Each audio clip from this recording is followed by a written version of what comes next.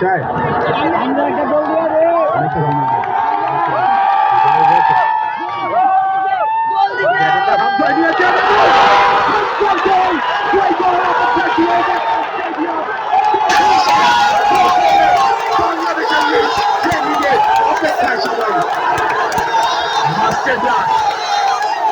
Sensational, brilliant.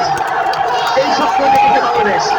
হামজার সুন্দর জাতীয় স্টেডিয়ামে ম্যাচের 13তম মিনিটে অবিশ্বাস্য এক ফ্রিকিক থেকে ওই অ্যাঙ্গেল থেকে এগিয়ে গেল Bangladesh. This is class. Hamza Chowdhury যেটা দেখিয়েছেন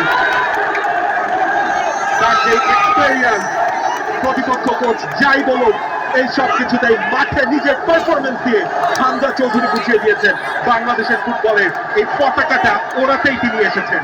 হামজা বলছিলেন তিনি লিওনেল মেসি নন, কিন্তু এই ধরনের গোল করলে তিনি কেনই বা হবেন না। হামজা জানেন এখনো মাটিতে পা রাখতে হবে। হামজার চোখ ছিল বলে হামজা সেই কাজই করেছেন এবং গোলকিপার ফেইসে দিতেন।